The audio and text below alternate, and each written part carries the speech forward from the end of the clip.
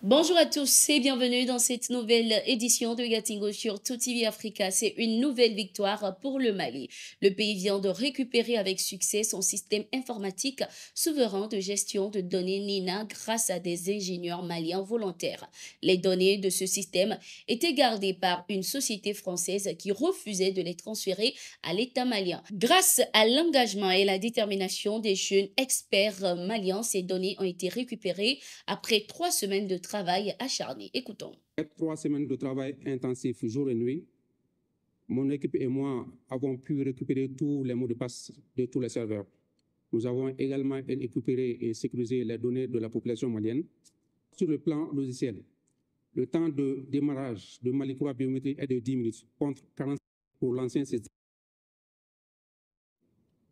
Le temps d'arrêt également est de 30 minutes contre 4 heures pour l'ancien système.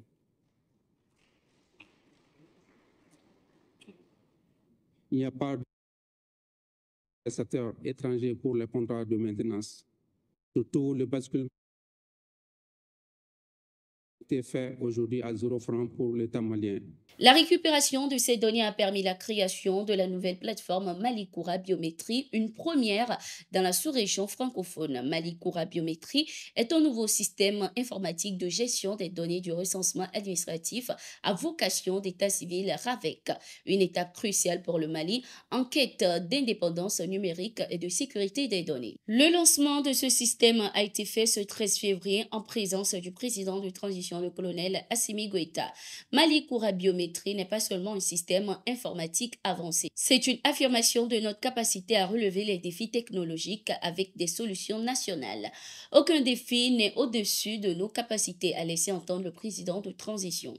En 2023, le gouvernement malien a dénoncé la prise en otage de la base de données du recensement administratif à vocation d'état civil par le prestataire français Idemia, une situation qui a contribué au report de l'élection présidentielle prévue pour les 4 et 18 février 2024. Les anciens présidents sénégalais Abdou Diouf et Abdoulaye Wade ont réagi à leur tour à la crise qui secoue le pays. Dans un communiqué, ces ex-chefs d'État ont appelé l'ensemble des dirigeants politiques du pouvoir ainsi que les responsables de la société civile au respect de la nouvelle date de l'élection présidentielle dans le pays qui est le 15 décembre 2024. Ces ex-présidents ont également invité la classe politique à participer à ces discussions franches et ouvertes pour garantir des élections présidentielles transparentes, inclusives et incontestables. Ils ont également indiqué avoir eu une conversation téléphonique avec Macky Sall, le président sénégalais, qui a réaffirmé son engagement à ne pas briguer un 3e mandat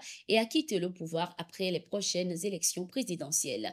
Les analystes sur le continent, quant à eux, sont surpris que ces ex-présidents entérinent ainsi une forfaiture contre laquelle les Sénégalais et la communauté internationale sont mobilisés. Suivons l'analyse du professeur Franklin Yamsiwa Cameroun. Quand des anciens présidents de la République se permettent de négocier la durée du mandat d'un président au téléphone, cela veut dire que le coup d'État est également leur responsabilité. Ce sont des complices de coup d'État. Les 3 putschistes, maintenant, sont au vu et au su de tous. Le Sénégal est victime d'un coup d'État perpétré par Macky Sall, Abdoulaye Wade et Abdoulaye Diouf. Abdou Diouf, écrivez ça. Le Sénégal est victime d'un coup d'État perpétré par un triumvirat. Il s'agit d'Abdoulaye Wade, il s'agit d'Abdou Diouf et il s'agit de Macky Sall. Ils sont 3. Et ces 3-là, ils ont un seul et même maître, c'est le néocolonialisme français. Il a pris l'engagement de ne ménager aucun effort pour préserver, non, il dit, et de ne pas briguer un 3e mandat et de quitter le pouvoir aussitôt après l'élection présidentielle. L'élection présidentielle, selon la Constitution, est prévue le 25 février. C'est le 25 février qu'il doit avoir élection.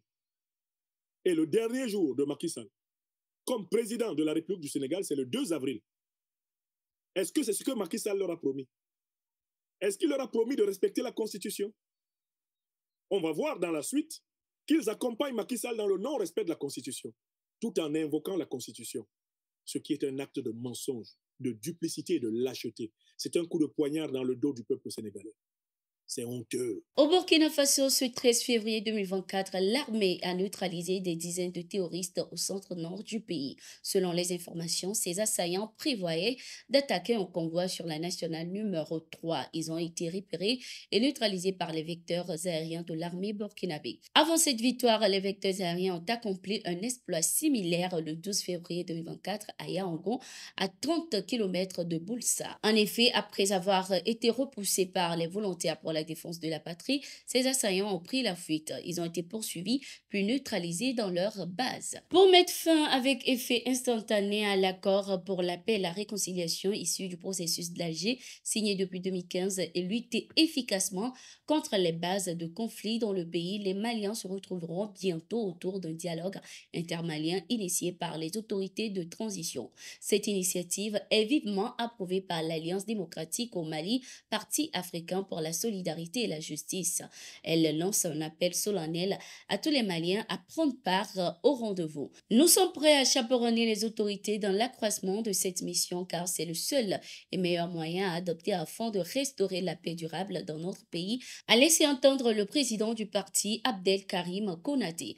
Plusieurs autres partis ont salué cette décision des autorités du pays. Le comité qui s'occupera de l'organisation de ce dialogue intermalien est déjà mis en place et est conduit par l'ancien Premier ministre Ousmane Issoufou Maïga.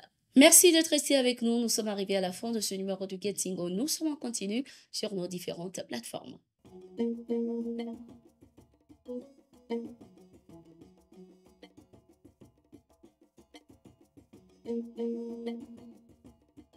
Thank you.